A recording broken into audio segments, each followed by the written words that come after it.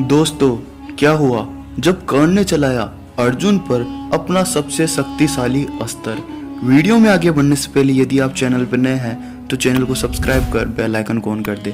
दोस्तों, कहा जाता है यह उस समय की बात थी जब महाभारत के युद्ध क्षेत्र में कर्ण के द्वारा युधिष्ठिर को इतनी बुरी तरह से घायल किया गया कि युधिष्ठिर का पूर्ण रूप से मनोबल ही टूट गया उस महाभारत युद्ध को जीतने के लिए।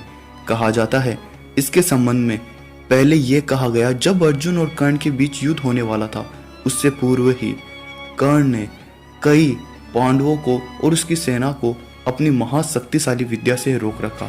किंतु जब कर्ण ने युधिष्ठिर को घायल किया और उसके मनोबल को तोड़ दिया, यह देखकर अर्जुन भी बहुत दुखी हुआ, जिसके कारण पांचाल की सेना ने कौरवों पर बहुत ही भीषण आक्रमण किया और उसे नष्ट करते गए।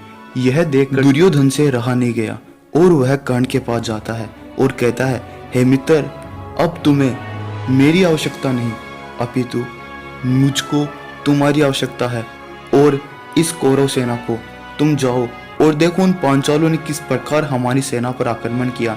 तब कर्ण ने अपना विजयधारी धनुष उठाया और अपने सारथी शल्य को कहा, हे शल्यराज, अब आप रथ को उसी ओर ले चलो जिस ओर पंचाल की सेना हम पर आक्रमण कर रही है। आज आप मेरे भुजाओं का बल देखोगे और इस वीर योद्धा की शक्ति देखोगे। जैसे ही कर्ण शल्यराज के साथ उस कुरुक्षेत्र युद्ध के अंदर प्रवेश किए, कर्ण ने अपनी धनुर्विद्या से सभी पांचालों को बहुत ही पीड़ित कर दिया। यह देखकर पांचालों ने और शक्ति से आक्रमण किया। तब कर्ण ने उस महाशक्तिशाली और महाविजय अस्त्र का प्रयोग किया, जिसे देखकर स्वयं श्री कृष्ण, अर्जुन, पांडव और सभी पांचाल सेना भी थर थर कांपने लगी। हाँ, मैं बात कर रहा हूँ भगवान परशुराम के उस भार्गव अस्त्र की शक्ति को देखकर सभी पांचाल सेना थर थर कांपने लगी और चारों तरफ महाविनाश मच गया और कर्ण ने एक ही पल में संपूर्ण पंचाल सेना का वध कर दिया। इसके पश्चात श्री कृष्ण अर्जुन से कहते हैं, हे पार्थ, हमें कर्ण को रोकना बहुत ही जरूरी है, अन्यथा कर्ण पांडव सेना को भी नष्ट कर सकता है।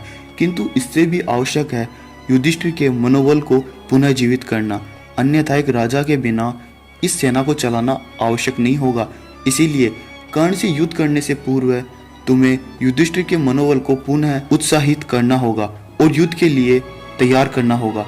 इसके पश्चात कर्ण के उस पराक्रम को देखकर अर्जुन भी एक बार तो घबरा गए, किंतु श्री कृष्ण के समझाने के कारण वह कर्ण अर्जुन का युद्ध उस समय नहीं हो सका।